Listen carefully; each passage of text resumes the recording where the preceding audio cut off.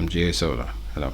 When trying to educate people on a topic, especially one that has the potential to cause harm if misinformation is widespread, it is sometimes not enough to simply explain the facts and reality of the situation, but also to counter misinformation on that topic directly. I have over time published several videos that deal with the concept of race. In these videos, I have shown in different ways how what we call race is a categorization of humans primarily by their physical attributes. But whenever it's convenient, and depending on who's designing the racial classification, it can also include geographical origin, language, and ancestry.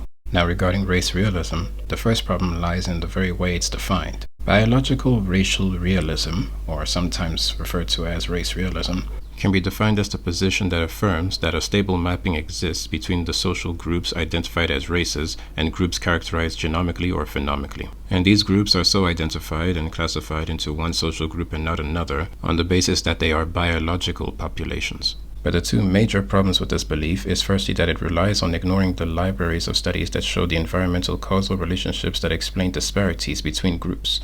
And secondly, it relies on a misunderstanding of the disciplines and fields of study that they use as talking points to back up their position, i.e. genetics, biology, and so on.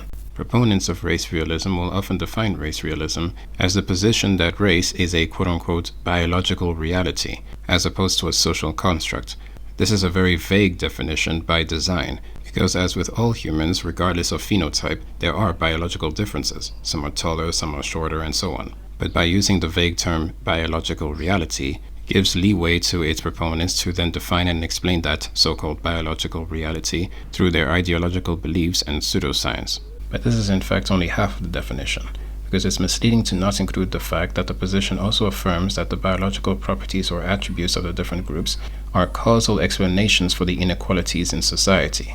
So for example, if black students on average get lower grades than white students in a school year, it is because the genetics of those classified as black cause them to get lower grades than those classified as white. And of course, whenever a black student gets high grades or a white student gets low grades, those are just outliers and can be disregarded.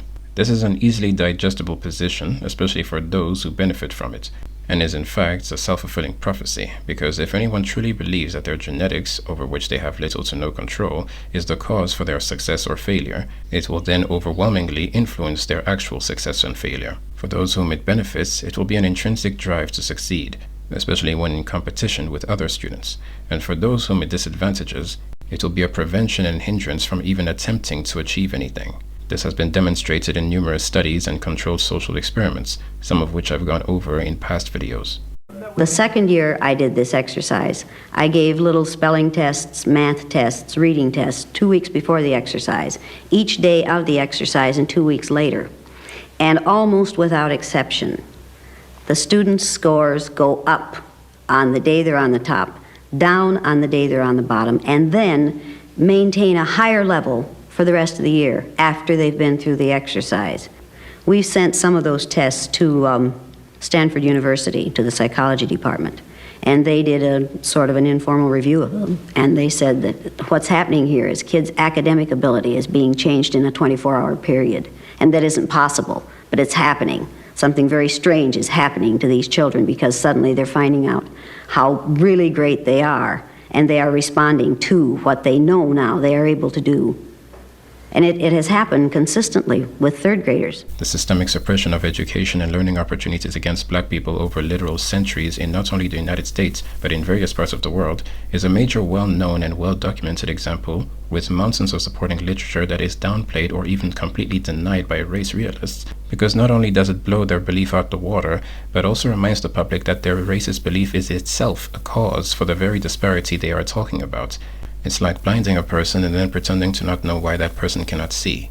And so this second component of the definition is what makes race realists race essentialists as well, which is something they are not as open about because it exposes the unscientific aspects of their belief, but also their bigoted motivations. Race essentialism posits that these different groups that they call races have fixed, inherent, immutable traits and characteristics as a result of their race, such as being more or less intelligent, more or less prone to violence, having more or less impulse control, and so on. It's not difficult to see how these beliefs would be appealing to mediocre, insecure lowlifes trying to make themselves feel better about their shortcomings.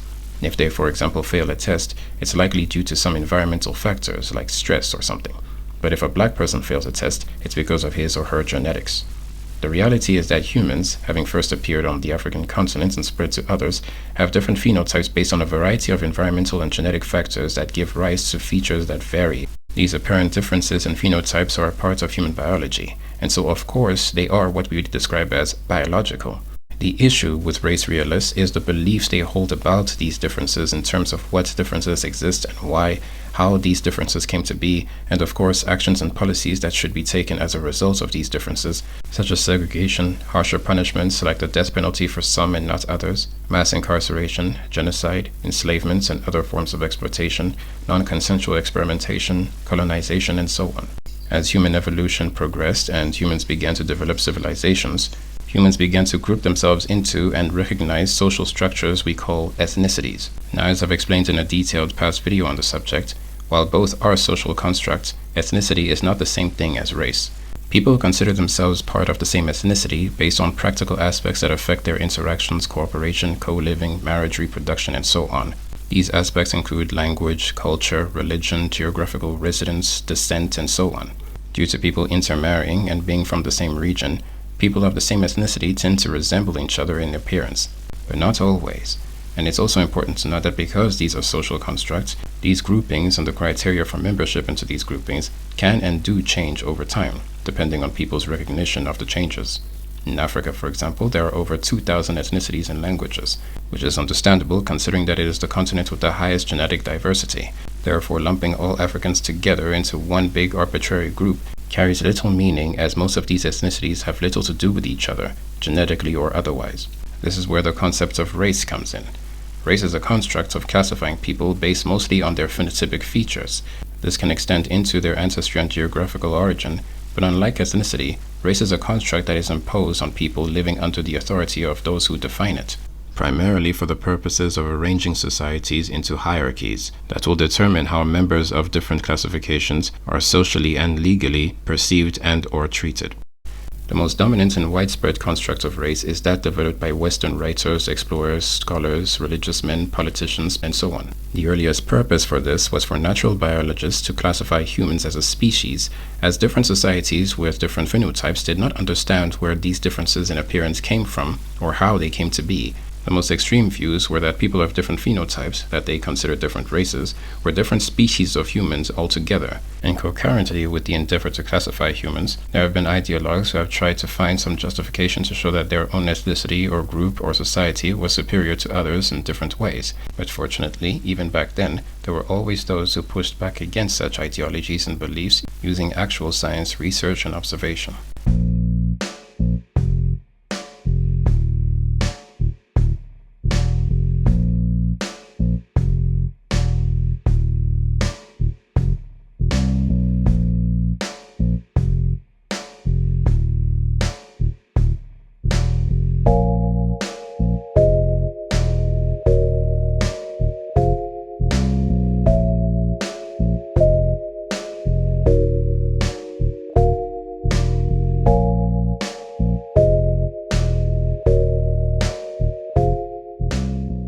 Since around the mid-20th century, science has progressed even further, and with our developed understanding of various disciplines and fields such as paleontology, genetics, biology, social studies, and so on, the concept of race on a scientific basis has been nullified and considered obsolete. Earlier studies that sought, assumed, or posited empirical divisions of humans into distinct races or taxa, even up until the early 20th century, have been reviewed, scrutinized, and reevaluated based on our better understanding of population genetics. This work has found that such studies were factually untrue or inaccurate, methodologically and epistemologically flawed, biased, and even partially or completely fraudulent in several cases, especially as they were grounded on false premises to begin with. European countries have adjusted to the science and have as a result nullified the concept of race in legislation and official policy. But the most dominant global superpower of our time, the United States of America, has not.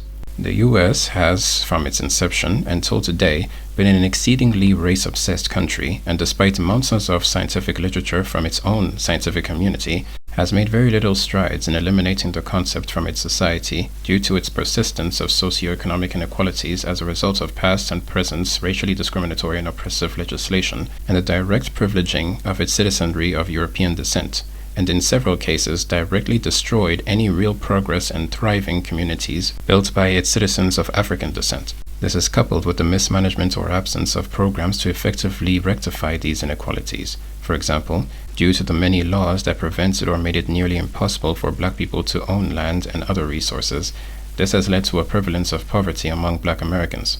And in a runaway late-stage capitalistic economy such as that of the US, this hampers every facet of their lives, from the food to which they have access, the schools they are able to attend, the educational material to which they have access, constructive extracurricular activities, access to health care, including mental health care, the loans they are able to receive, the jobs they are able to get, and so on. This in addition to a competitive society with white people on average owning the most wealth, land, banks, and businesses, places the majority of black people in a constant struggle for survival before they can even think about thriving. This often leads to many of the most desperate resorting to crime, and this results in a culture of decadence and violence, and the cycle repeats when such people have children who grow up under these conditions and with such adults and guardians in their lives, or in many cases, not in their lives when they should be. And because of US influence onto the rest of the world through media, neocolonization, and the number of those traveling there for various reasons, many around the world have adopted a social misunderstanding, stereotypes, and obsessions surrounding race based on an American perspective. And this makes race realism a palatable idea to impressionable, uninformed, or eager individuals. This is not dissimilar to other pseudosciences gaining or regaining popularity in recent decades. Pseudosciences regressing as to a time of human ignorance on important subjects, such as the climate crisis, whereby despite the overwhelming preponderance of evidence showing the direct human contribution to climate change and its deleterious effects, government interventions are mismanaged or absent, and misinformation and false beliefs among the populace persist. So it is with race realism, whereby the preponderance of evidence against it exists, but socially it is often mis- or poorly understood. Fortunately, however, academia and science is progressing as it always has and leaves what it got factually wrong behind. But we are currently living in an era of reality denial and regressive ideas, whereby people truly believe that the earth is flat. Others truly believe that the world was created by their preferred god through inexplicable magic. Others make unsubstantiated claims about vaccines and erroneously point to it as the cause of certain conditions. And others believe that people have the personalities, abilities, and capacities that they have because of their phenotypic features, ignoring the combination of environmental and genetic factors that affect them. The entire idea of race realism is based on starting with their preferred conclusion and working backwards from that conclusion, not from the actual facts that they are in fact trying to disprove. Race realists rely heavily on statistical data for a few reasons. One reason is because a statistic represents information via numbers, but it is not the explanation for those numbers, which are the explanations that destroy their claims, in fact. In other words, a statistic can tell you the exact number of people who entered a shopping mall on a particular day. You cannot, however, deduce explanations for that number without research into the causes and conditions for that number. And that explanation is just as important as the statistic itself, because if there was a general strike on that day, or it was during a period of time when many people move away from that area for perhaps holidays, it will greatly assist in deriving causation for the statistic. Causation of an effect, in the scientific sense, has a set of conditions that must be met before the proposed causation can be established. The first three conditions are quite well known. Firstly, a statistical relationship must exist between the presumed cause and the effect. We call this covariance, or better known as correlation. In other words, if your presumed cause for a student failing a mathematics test is the fact that their so-called race has low cognitive function with regards to disciplines such as mathematics, then we should be able to see that as long as you are of that so-called race, it will result in you failing that same mathematics test. If you are of that race but demonstrate high cognitive function and end up passing that mathematics test, then the presumed cause breaks down, because a change in X, i.e. the person's race, did not result in a change in Y, i.e. a failed test. The second condition is that the presumed cause must occur before the effect happens. So in this case, the person must meet the criteria of being part of that race before failing the test. Classifying people into different races is one of the most inconsistent, hypocritical, and self-serving parts of race realism, which I've discussed in more detail in other videos. But whatever nonsensical criteria race realists will come up with to classify someone as part of that race depends on the race realist. So if they, for example, define all black people as people indigenous to sub-Saharan Africa, they must demonstrate how all people indigenous to sub-Saharan Africa are biologically similar in a meaningful way to be classified into the same race. Good luck with that. assholes. The third condition is that the relationship between the presumed cause and the effect cannot be explained by other factors or variables. So we must eliminate other potential causes.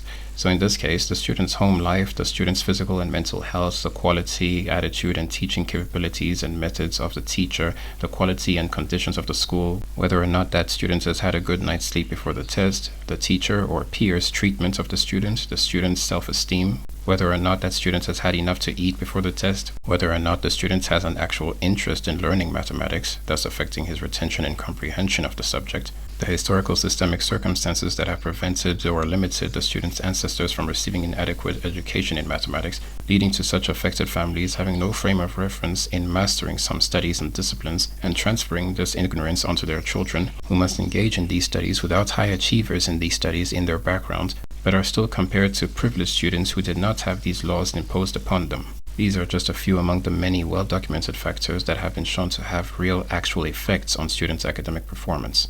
And so when a race realist disregards the explanation for the sole statistic in isolation and presents it as evidence for their position, it's just another of the many reasons why they should continue to be taken as the ignorant, disingenuous pseudo-intellectuals that they are. There is no global Jewish Marxist conspiracy to genocide all white people from the face of the earth. That is rather their coping mechanism after being rejected for being factually and scientifically wrong. A very eloquent commenter appears to have challenged my video explaining the differences between race and ethnicity. Or at least I think that's what he was doing. I mean, this is literally what he wrote. You can pause and read for yourself. And I must say that he is the absolute best representative for race realists. Unintelligent, uneducated, immature man-children who hold bigoted beliefs and seek justification and confirmation for it. He recommended that I watch a video by a creator I had never heard of prior that basically summarizes the general contemporary race realist position with the same old talking points. Because of how generic the video was, with the same recycled, refuted talking points being regurgitated in an appearance of intellectualism, I did not think it was worth my energy or time. But once I reached the end of the video, I realized that this could be used as an effective teaching opportunity to counter their misinformation for all viewers, but especially for viewers who may be more susceptible to this ideology due to limited knowledge on the subject. Before we begin engaging with the video, however, I would like to remember this important fact. What racists who are privileged by white supremacy fear most is equality, as they've built their worldview over believing that they are better than others simply because of their appearance and composition. And when they get a good splash of reality, it's like waking up from a dream that they never wanted to end. And the most ironic aspect of this is that these men and women are usually miserable lowlifes with dysfunctional lives and are living vicariously through the work that others have done, and claiming that because those achievers have similar phenotypic features to them, it makes themselves great by proxy. It's the most pathetic thing they can do, and they don't want people to realize this, so they spend so much of their time and energy trying to insult non-white people, particularly black people, to make themselves feel better about the fact that they're quite useless and miserable, and they only feel better when they put others down. Once you realize this, they become easy to ignore. But when they start trying to convince people of their nonsense, that's when sane, decent people who are educated on the matter must take action and make an effort to counter this misinformation. This does not necessarily have to be online or be something spectacular. It can also be in your daily lives. Friends, co-workers, family, strangers, anyone. These efforts work towards progress for the human race in fixing problems in societies. Let's begin. Race realism is the position that race is a biological reality, not a social construct. The foundation of race realism is not ideology nor even science, but direct observation. First and foremost, one thing you'll notice about race realists is that they usually steer clear of ever defining terms like race and ethnicity. This is for a few reasons, but very often, as with this video, it is to give the race realist leeway to bait and switch the viewer whenever necessary. For example, if they need a person from a native European parent and a native African parent to be classified, they can call the person mixed in one case and black in other cases whenever they need. This avoidance of defining what he means by race will be sneakily utilized throughout this video. This is why I spent considerable time defining and explaining these terms earlier. Now here he is 2/3 correct, but not for the reasons he thinks. He is absolutely right that race realism is not based on science and is indeed based on direct observation. Direct observation being about as reliable as a person thinking that the sun is moving rather than the earth because of their observation from their viewpoint. Long before they acquire language, children perceive racial differences without being instructed to do so. As they mature, children begin to associate these physical differences with behavioral patterns. We observe racial differences prior to language, prior to politics, prior to ideology, and prior to science. Observation alone, without research or inquiry, leads to false equivalences and false conclusions. And this is, interestingly, a core reason why many become race realists in the first place. They think that what they observe in their personal lives and in the media are indicative of the full reality, and then shape their beliefs around that and only consider empirical data when it affirms their conclusions. At infancy, people can obviously observe differences in the appearances of people around them, and it's not uncommon for people who share some apparent features to also be of the same social or cultural background that influences their behavior, mannerisms, vernacular, and even values at times. The human population evolved in different geographical areas, and so we look different. Till this day, there are places that have higher populations of people who look a certain way than in other places. Therefore, the culture of that area will be shared by many people who look that way. And even when they migrate to other parts of the world, they feel more comfortable being around people who share in their culture. This, however, has nothing to do with their phenotypes. If you put people from New York in a room with people from elsewhere, or at least a place where the culture is significantly different from that of New York, you will have more similarities among the New Yorkers regardless of their phenotype compared to the other group, because it's their environment that informs those aspects, not their phenotype. Of course, New York is a very large state and city, and so there are various cultures and mannerisms and behaviors and so on. I am of course referring to those New Yorkers who will be similar in those regards, regardless of their phenotypes. Science does not generate but confirms what observation already tells us. Disciplines like genetics, cranial morphometry, endocrinology, and psychometrics confirm that our intuitive distinctions track biologically meaningful patterns. Race realism, therefore, is not a hypothesis awaiting proof, but an empirical generalization resisting disproof. Here is an example that's equivalent to flashing a statistic in one's face and moving on for the purpose of pretending that race realism is an established fact that science doesn't even need to disprove because it's just so self-evident. Race realists for literal centuries have been trying to utilize different paradigms and angles to convince people of their ideas. At first it was religion, but as the world began leaning more towards scientific explanations for things, they needed to find ways to prove race realism using scientific disciplines. So let's go through the ones he's mentioned here one by one, which will ironically demonstrate how these disciplines disprove race realism, and why they are consequently disregarded by researchers in these fields. Genetics. Humans are polygenic, meaning many genes need to interact for a trait to be present in us. This is also true for our phenotypic features. The genes that need to interact in order to form the traits of blue eyes, for example, can be found in a person who also has the traits of dark skin. The same applies for the shape of one's skull, the shape of one's nose, the color of one's hair, and so on. There is no one gene that forms a person's phenotypic features. There is no one gene that forms a person's so-called race. So on a genetic basis, the concept of race falls flat, because trying to map and group people on the basis of their genes cannot be coherently done due to the genetic variation and diversity within human populations that one might consider of the same race. Here's a very simple example of this. Due to the histories of different groups of people under different environmental conditions, some populations have developed greater resistance to some diseases. I would know, as my entire family and I are what they refer to in medicine as Duffy negative, meaning we have a much higher resistance to malaria, to the point that none of us have ever contracted malaria, despite being bitten multiple times by malaria-carrying mosquitoes. And this is quite common among Central Africans because our genes have adapted and changed due to the high presence of malaria in the region. However, this cannot be said for Africans further away from Central Africa, such as in Southern Africa, where malaria-carrying mosquitoes aren't present.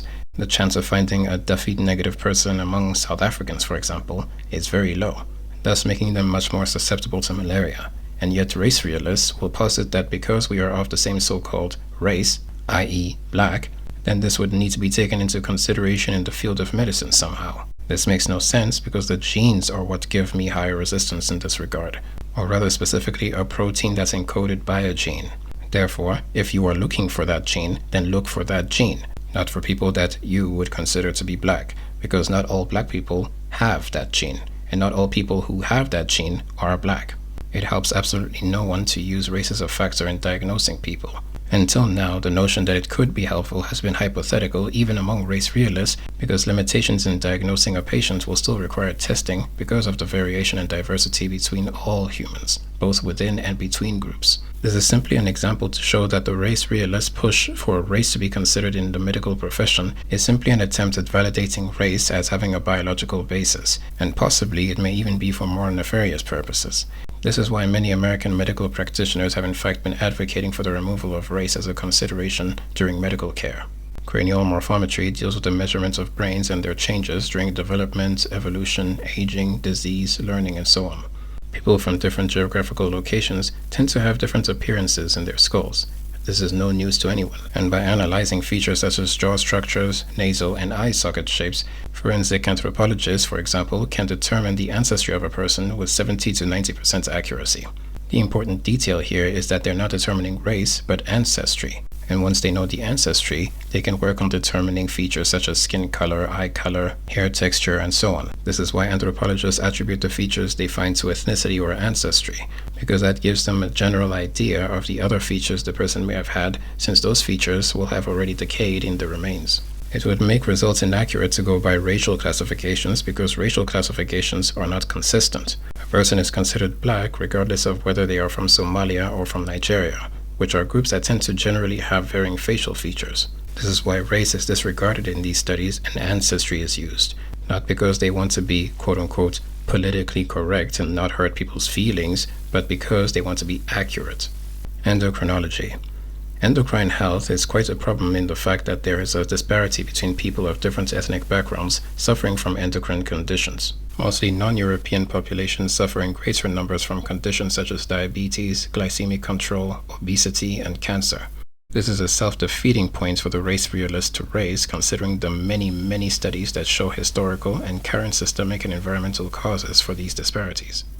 No, I mean, like, really, for real, this is a very well-documented disparity, to the point where I had a myriad of examples to choose from, but in the interest of time, I will briefly discuss only three. First one, near the end of the 1800s, the Native American group called the Pima had a disproportionately high rate of diabetes.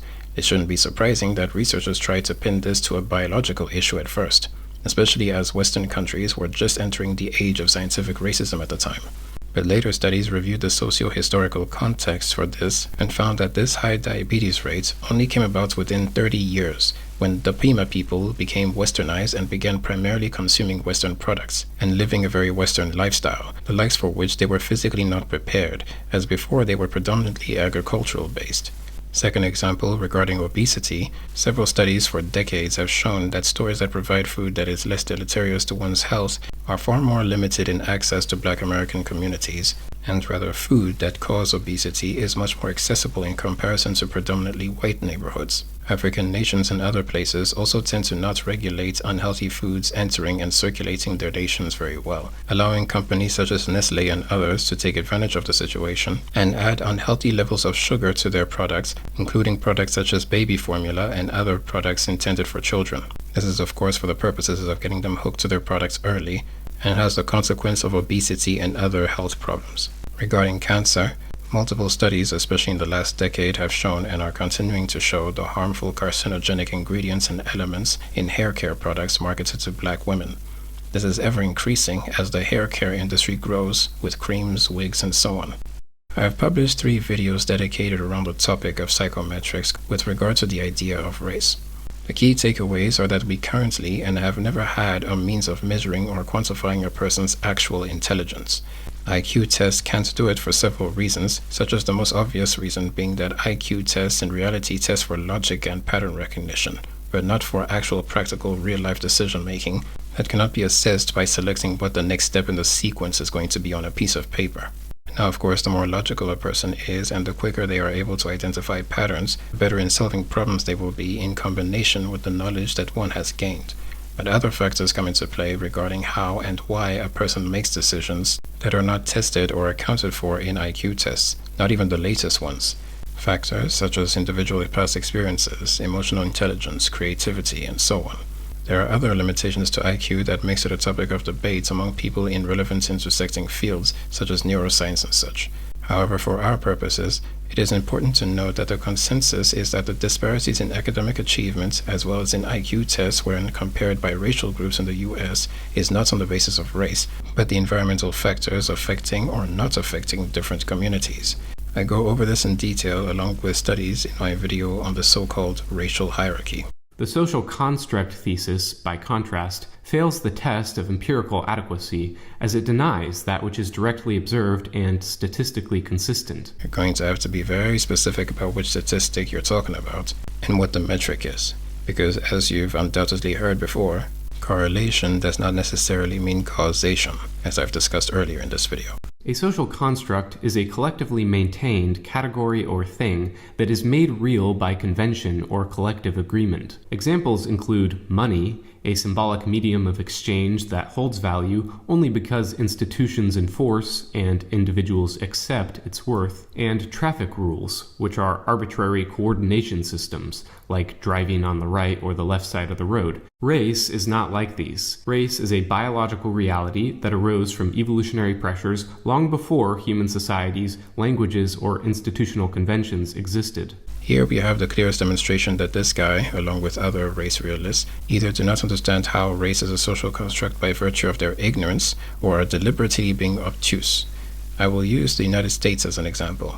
The US has 5 recognized races: Black, White, Native American or Alaskan Native, Asian, and Native Hawaiian or Pacific Islander.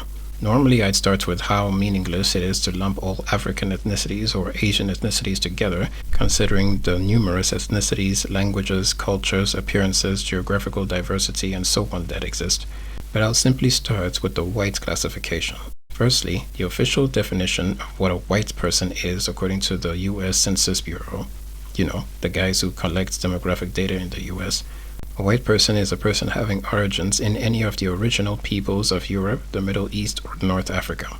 There's your first issue right there, because if a man of this appearance, who is truly of the original peoples of the Middle East, tries to identify as white, Americans of European ancestry, who may look like this, would protest it. As they have, by the way, with several Arabs who tried to identify as white when entering the US. They were in fact denied entry and deported.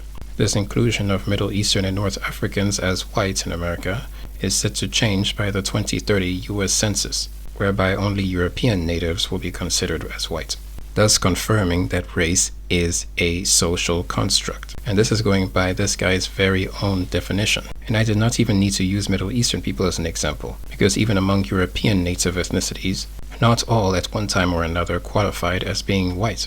And it was for the same reason that you cannot consider all African ethnicities as black, or all Asian ethnicities as Asian. They are different ethnicities, and this applies to Native Europeans as well. And because of this tribalism between Native Europeans, some European ethnicities were not considered whites in America by the most predominant European ethnicity, the Anglo-Saxon population. And so the Irish, the Germans, the Italians, the Finns, the Slavs, at one point or another in America, they were not considered racially white. The reasons that they gave back then are the same reasons that quote-unquote white Americans give today as to why South Americans of European descent, who basically look white, are not considered fully white in America. They're considered white Hispanics, which is not the same thing as being white from Norway, for example. In what way are they different? Ask them! But primarily, the biggest difference is language, which is what divides most people all over the world regardless of what they look like and their phenotypes. Europeans who did not speak English in America were not always considered white, because whiteness is a construct. It is not a skin color, and it was in fact intended to be the highest level of the racial hierarchy. And so when people say they are trying to eliminate whiteness, they are not saying they are trying to eliminate Europeans or people who classify as white. They are trying to eliminate the construct, because it is a social construct. Like I said, race realists are either too ignorant and dense to wrap their heads around this concept, or are being deliberately obtuse. We observe racial differences across several domains, including morphological differences in cranial shape and volume, skin pigmentation, facial features, and hair texture and density, cognitive differences in general intelligence, working memory, neural connectivity patterns, time preference, and moral intuitions, and behavioral differences in aggression and impulsivity, conscientiousness, parental investment and nurturing, truthfulness, inventiveness, and cooperation. Because this guy's angle is to sell race realism off as a matter of fact and not a belief or hypothesis that he's desperately holding on to because he so badly wants it to be true, he uses a subtle tactic here by mixing together both factual information about different human populations along with misleading or straight up false ones. The first false point being cranial shape and volume. In his subtext here, he sneaks in that there are differences in endocranial volume which correlates with cognitive capacity. First, it's important to note that while brain size, when considered in proportion to body size, has at least some effects on cognitive capacity, it's not so much the size as the factors such as neural connectivity, brain density, metabolic efficiency, and cortical folding and thickness that have an impact on cognition. This is primarily why studies that have tried to find differences in cognitive function between so-called races on the basis of brain size have largely been rejected over the past decades. This is as research into the field of how intelligence is impacted by the brain in different ways continues. Also, the components affecting brain development itself are a combination of genetic and environmental factors. Recent studies have actually shown that there are changes in brain structure when one learns a new task as opposed to working on the same tasks that one already knows.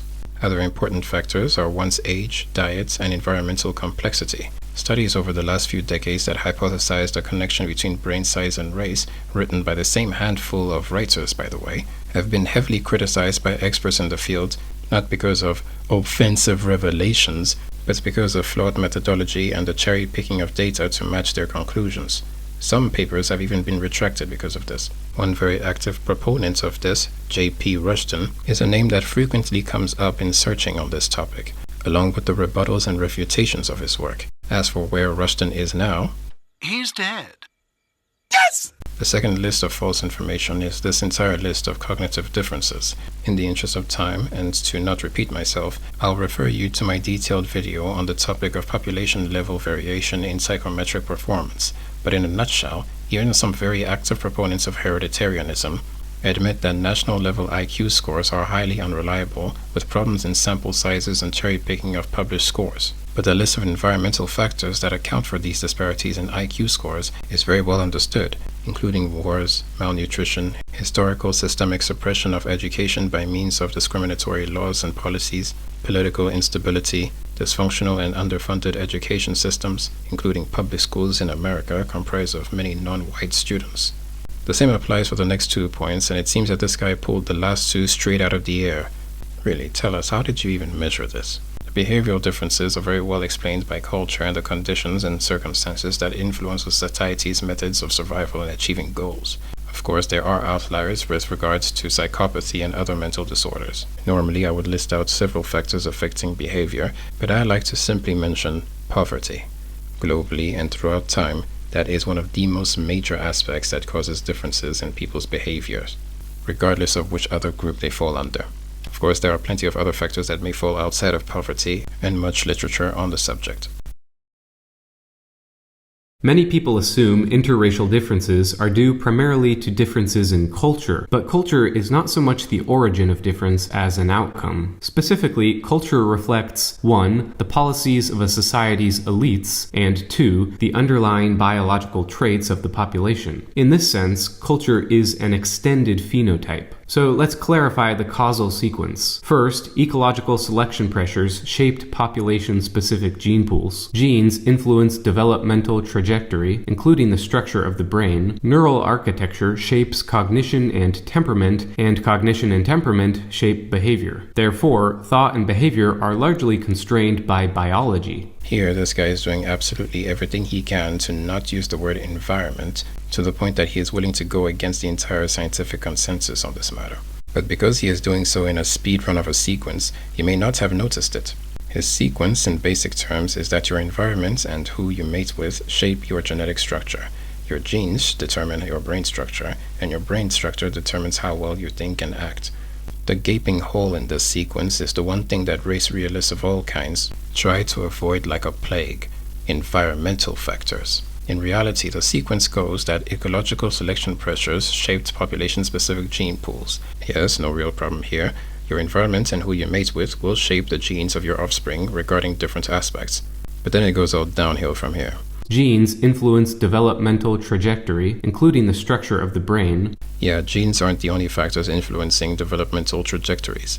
And since the fixation is on the brain, as previously mentioned, brain development is heavily influenced by both genetic and environmental factors. For decades, study after study show that the nutrition of the mother while pregnant and the child after birth have a direct effect on the child's brain development, along with other factors such as the child's environmental interaction. To quote a study by Prado and Dewey, certain types of nutritional deficiency clearly impair brain development, including severe acute malnutrition, chronic undernutrition, iron deficiency, and iodine deficiency. Omitting the environmental factors that shape brain development and thus cognitive function is deliberately lying by omission here, and not even in an intelligent way. And this cannot be defended by saying that he never said that genes are the only factors, because he already said that culture is the outcome of race because of its biological traits, and not because of its environment or circumstances. Let's address 4 main objections. A common objection to race realism is that racial categories cannot be biologically real because they vary across cultures and historical periods. This reasoning assumes that for categories to be meaningful, they must be fixed, universal, and perfectly delineated. But this is a category error. Taxonomies are tools for tracking regularities, not Platonic ideals. For example, a person with a white mother and a black father is biologically 50% of each ancestry. Whether such a person is socially categorized as black, as in the United States, or mixed, as in Brazil, is culturally variable, but it does not alter the underlying biological facts. The first issue with this statement is, what do you even mean by white? Are you talking about the Russians, Lebanese, Italians, Germans, Chileans, Colombians? Since they could all be considered white by some people. And what do you mean by black? Do you mean an Ethiopian, a Cameroonian, or a Malagasy? Because those are several phenotypes all wrapped up in the same classifications. And if a mixed person has children with another mixed person of different geographical ancestry, what then? Do you come up with a new racial classification? Because going through their DNA will reveal major genetic diversity regardless of what they look like, which is why race as a concept is again inconsistent by design, as it is intended to benefit those who are assigning the classifications to people. And so a person can look like the majority of Anglo-Saxons, but have ancestry from all over the world. Where do we draw the line, and why the hell should we listen to that person drawing the line, who gave him the stick to draw the line in the first place? And most importantly, why should there be a line in the first place? Because a bunch of insecure race realists said so? Well, what you have there is actually a good reason not to listen to them. Also, this man never answered the question to the scenario at all. He simply said it doesn't alter the underlying biological facts.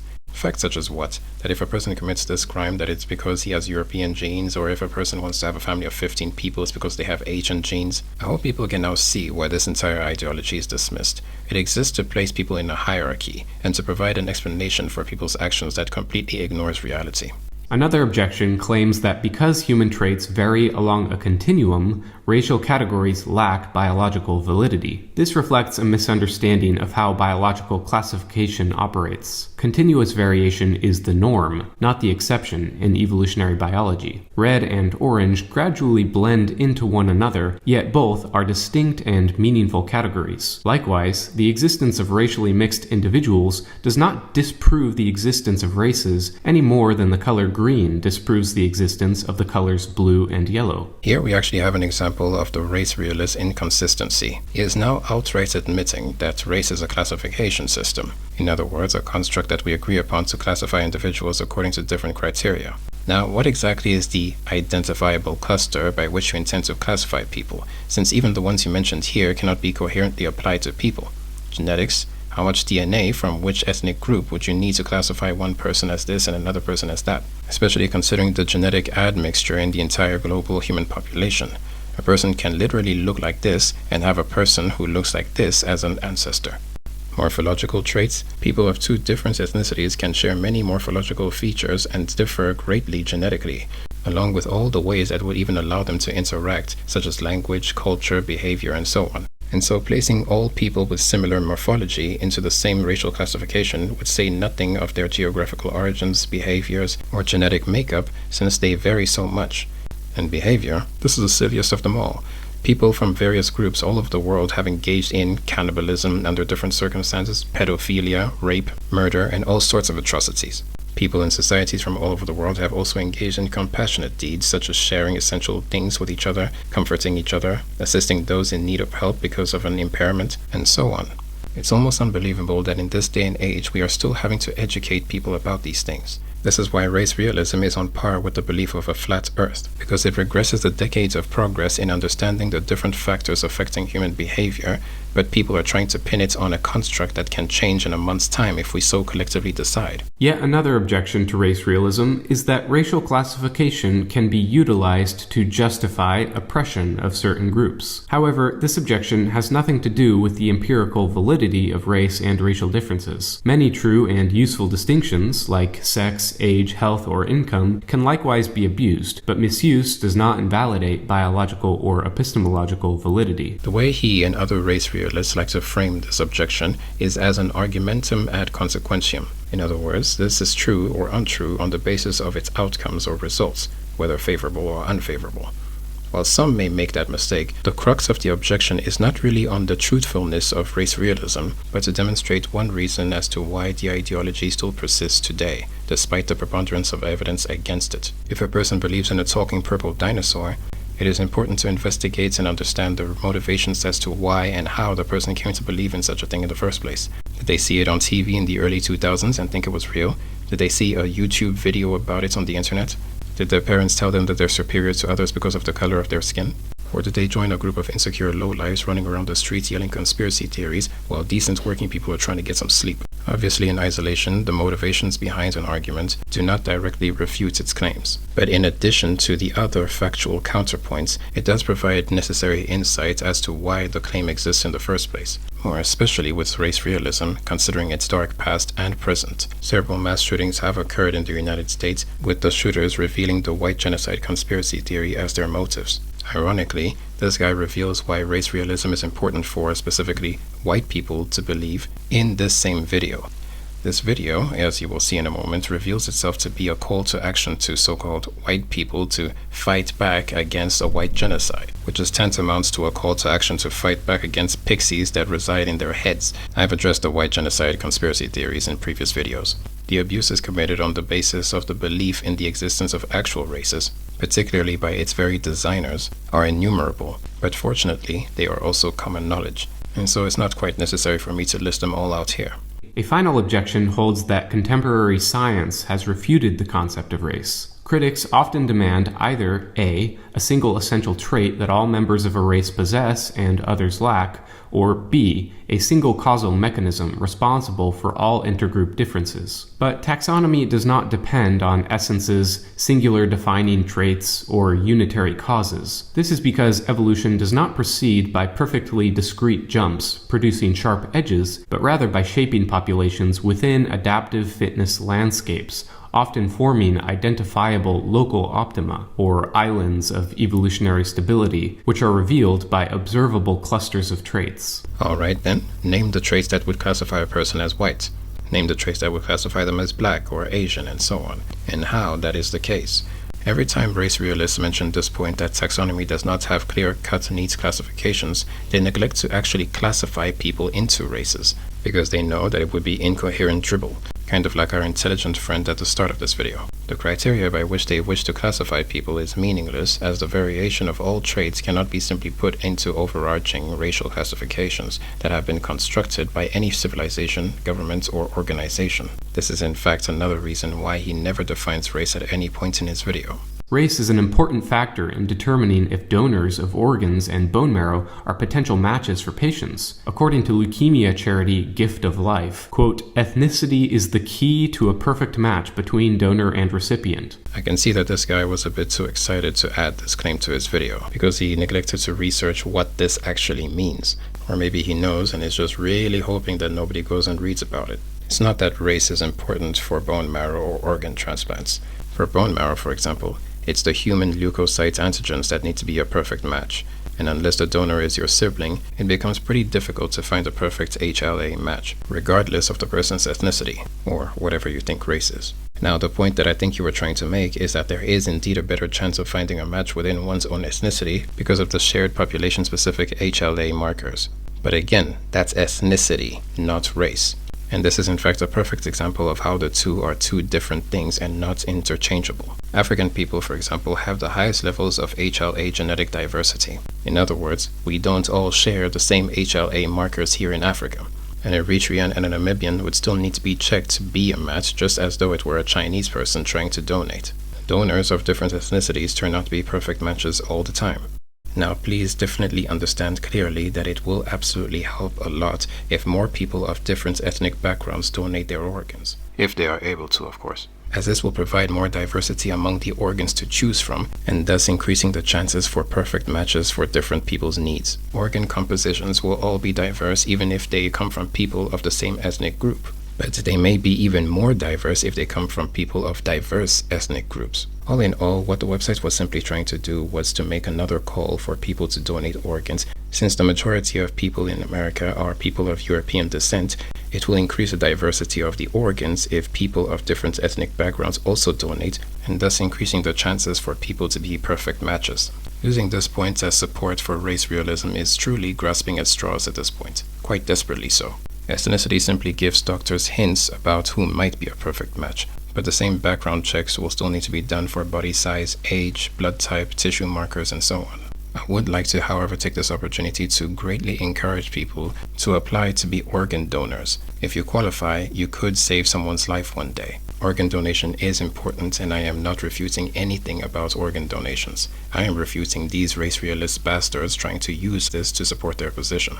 More importantly, though, race realism does not depend on science for its validity. People observed racial differences long before the emergence of biology or genetics. This is the second time he mentions this, and it's still as irrelevant as before. Just because people see differences, it does not mean that their perceptions and assumptions about their cognitive abilities, behavior, or values are a result of their ethnicity. Though, of course, one's ethnicity can definitely influence how one perceives themselves and others. Case in point with how many white people believe themselves to be superior to others on the basis of their skin color. But this is shaped by societal norms, beliefs, and perceptions regarding the concept of race alongside their own observations. And these ideas, beliefs, and perceptions can come from all directions in very implicit or explicit ways. It can be by seeing how their own parents who look like them treat or act around people who look differently from them. It can be by the depictions of different-looking people in the media. It can be by how they themselves are treated or what they are told by others. So if you are classified as white and your white family teaches you that non-whites are inferior to you, it will very much have an impact on your own behavior, attitudes, and even abilities due to the intrinsic motivation and self-esteem stemming from that belief. And of course, the opposite is also true from those who are persecuted or mistreated for their ethnicity. In the workforce, general intelligence is strongly predictive of job performance. Thus, when two groups with significantly different average IQs compete in the same job market, only two equilibrium states are possible. Either persistent exclusion and status frustration of the lower performing groups, or the meritocratic standards are compromised via affirmative action, penalizing the higher performing groups. If you're so concerned about people's job performances and raising people's IQs, why don't you join the many researchers who are finding effective ways of raising IQ levels, such as this study by Daly et al. That showed that improved nutrition, increased environmental complexity, and family, parental, school, and methodological factors were causative of significant gains in IQ points in a rural community in Kenya over the course of 14 years. Oh, well, of course you wouldn't do that. You don't actually care about job outcomes and employee frustrations. You're mentioning this to posit that no matter what people do, if they are of a certain race, they will be consistently outperformed by a superior race. Never mind the fact that it's only been 66 years that discrimination on the basis of race was federally prohibited in the United States. And before that, even when Black Americans built thriving, successful communities, those communities were destroyed by members of the white population or by the government itself. Even today, the underfunding of schools heavily suppresses academic achievement among students. And yet, even so, high achievers among Black Americans still exist, and it just annoys white boys like the ignorant asshole who made this video. And there would be even more Black people in corporate jobs if it wasn't for the discriminatory hiring practices in the US, a very well-researched phenomenon whereby job applicants with names that appear or sound like a white person's name have up to 50% more callbacks than those with names that may be attributed to Black people. I could go on, but other videos I have made have dealt with these systemic issues in more detail, and I have resources in the description for further reading. or the meritocratic standards are compromised via affirmative action, penalizing the higher performing groups. Affirmative action doesn't penalize anyone. This just continues to show this person's ignorance of basic concepts. Affirmative action rectifies past and present racial disparities that exist as a result of racial laws that prevented targeted groups from attaining jobs by ensuring that qualified members of that group get hired. It's quite telling that you need to tell a lie that those who are hired through affirmative action did not deserve it.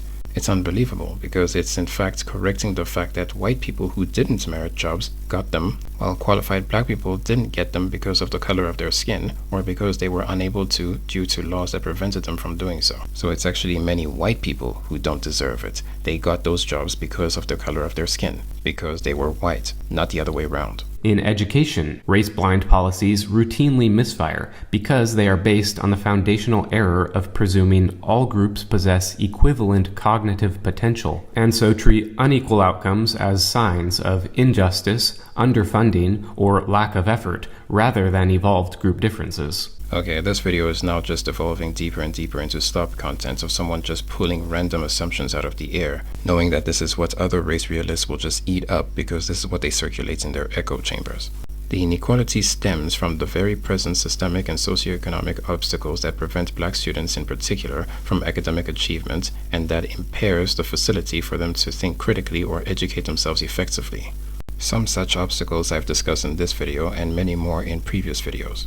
But of course, it's incredibly pathetic witnessing people try to find justifications to think themselves superior to others when those people are being held by the very system that privileges you simultaneously.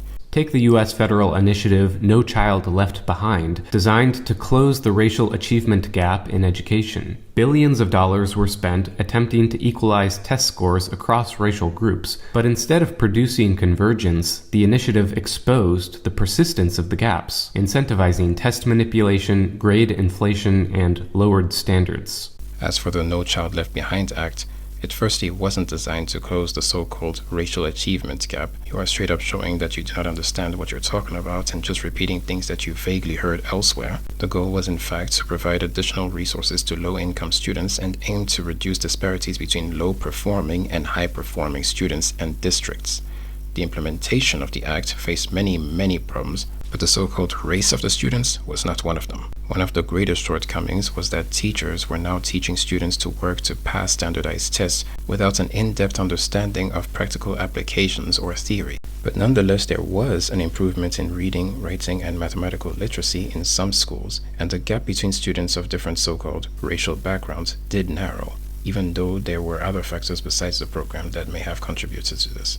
Then we have legal consequences. In societies like Northern Europe, legal norms evolved under conditions of high neoteny peoples and demographic homogeneity, favoring leniency and minimal enforcement. But when these legal norms, calibrated for high-trust, high neoteny demographics, are extended to low neoteny groups who require much harsher punishments and tighter oversight, the result is, not surprisingly, an increase in crime and repeat offenders. Such societies are then forced to either punish the law-abiding natives with over-regulation and over-enforcement, or to sacrifice justice for political optics so as not to appear racist. This entire legal section is pulled right out of his whining ass.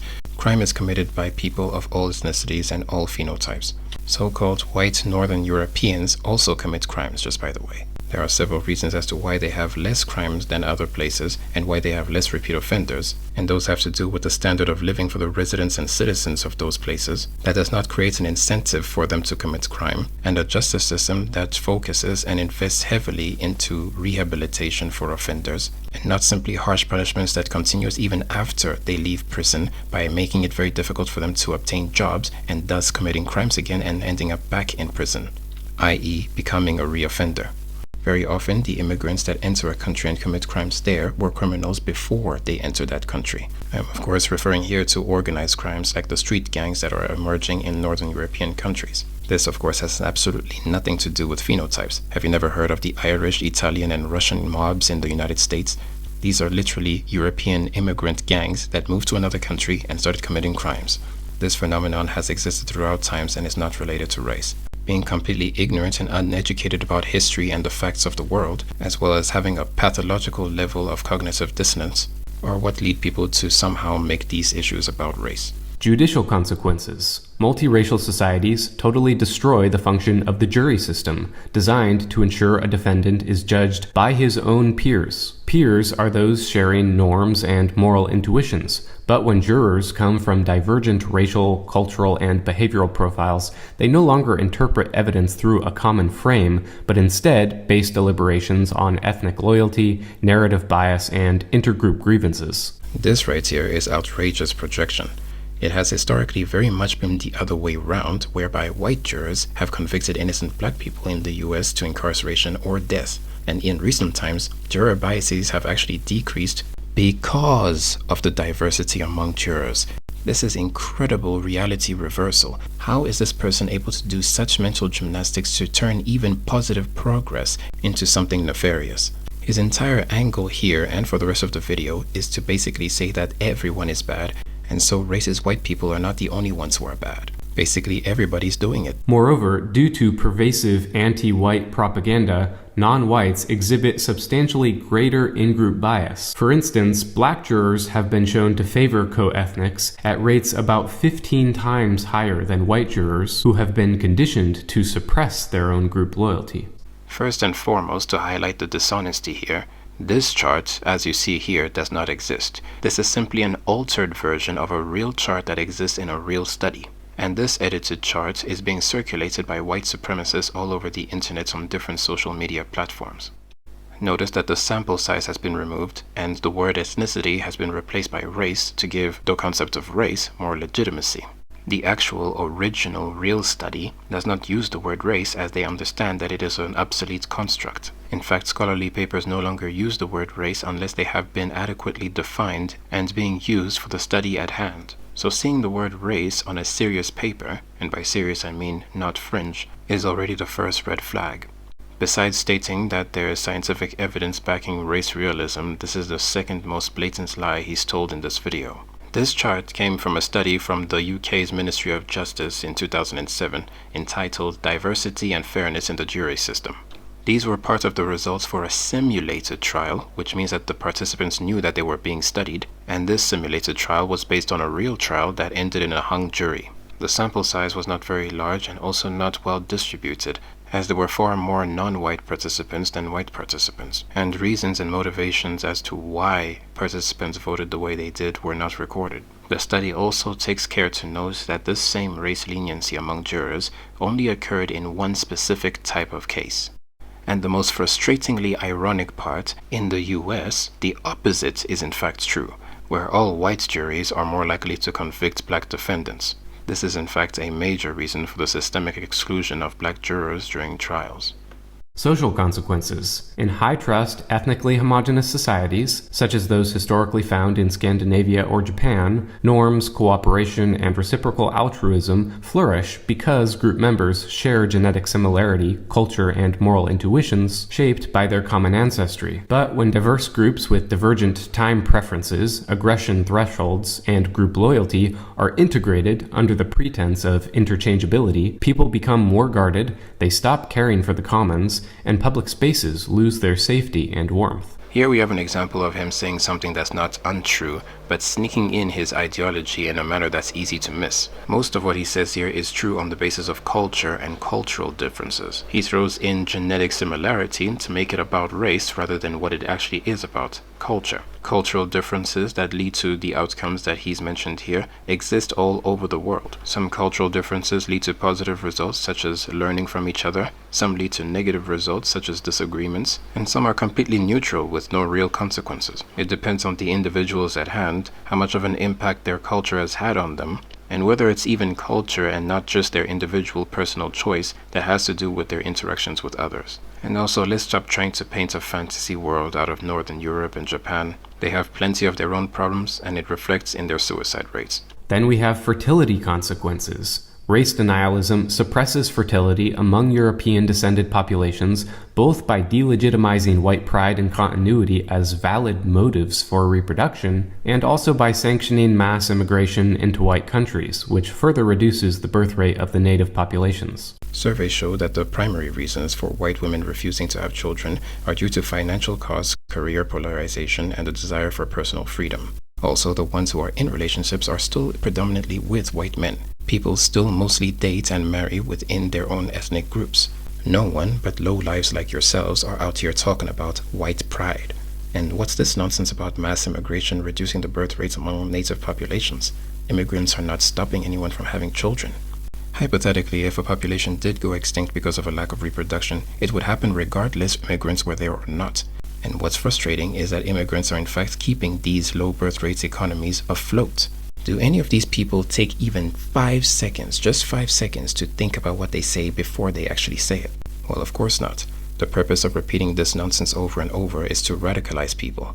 Also, if you simply considered South Americans of European descent as whites too, you would see that this is not a going extinct issue, it's a categorization issue. You just limit who qualifies as white, so, it's on you.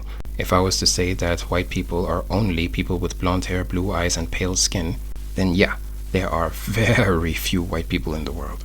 Remember, race is a socially constructed classification system. You can classify them however you like, and you have classified them arbitrarily however you like. So now that it's backfiring on you, you have no one to blame but yourselves.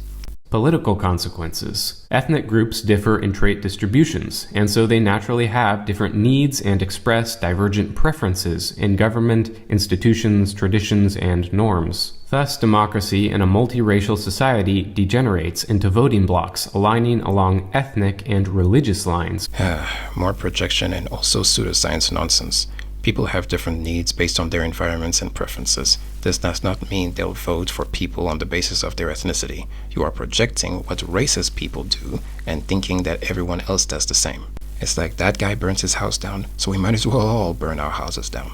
Collective consequences. Race denialism obscures the reality that individuals do not just act in isolation, but as members of groups, with distinct and incompatible group evolutionary strategies. Literally more projection.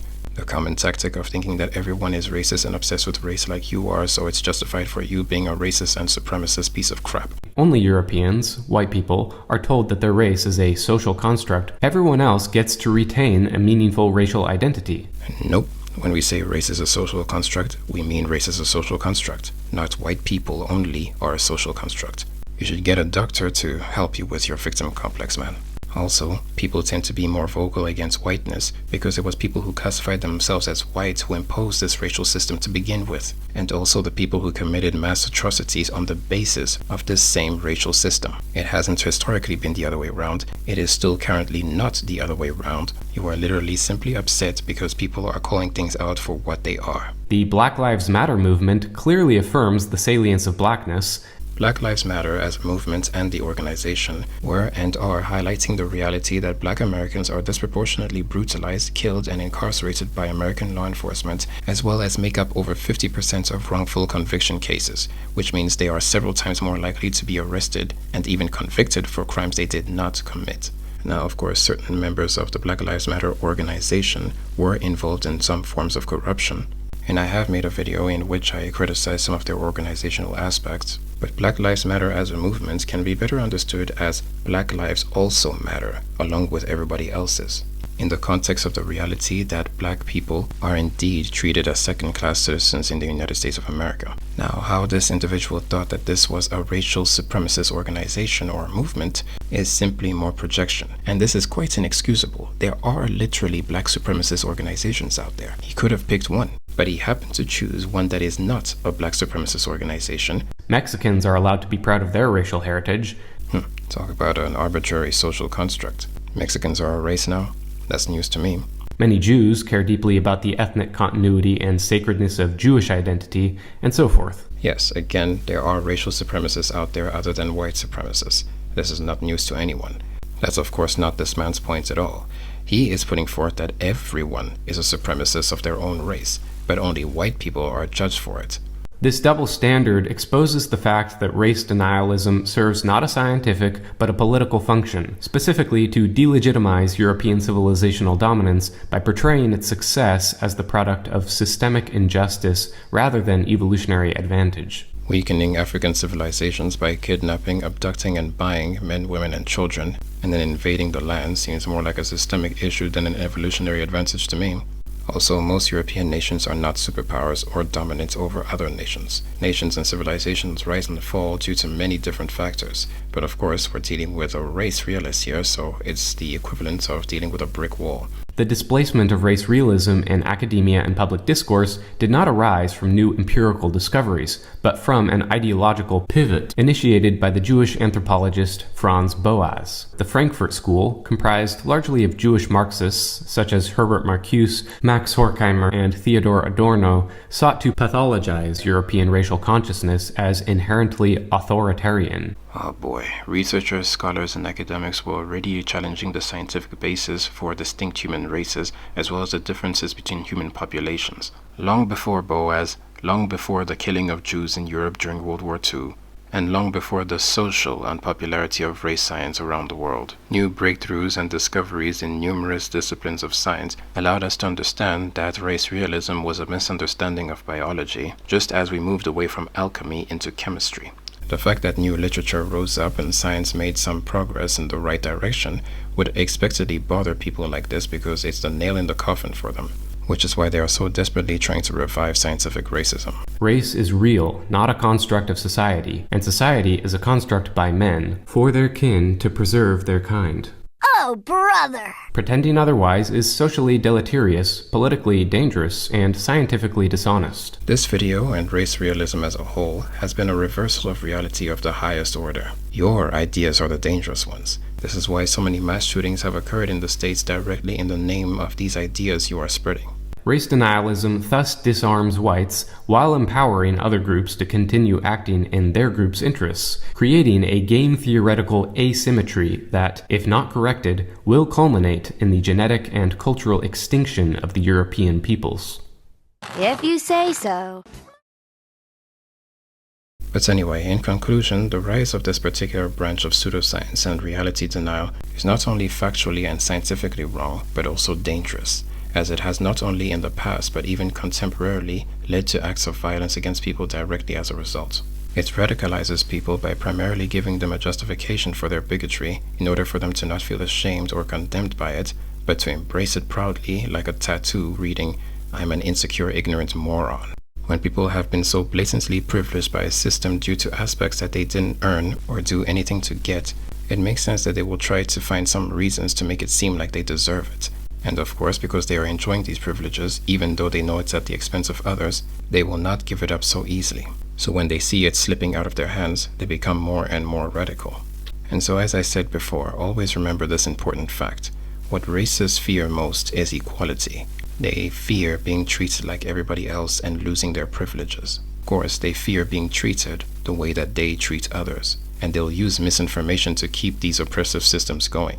And these oppressive systems will not go away by themselves. It takes people to break them down. And so those of us who are striving for a better world for everyone, it is upon us to help counter this misinformation and those who are trying to keep these systems going. That is, if we truly wish to eliminate these oppressive systems wherever they may exist. I'm G.A. Sola. Goodbye.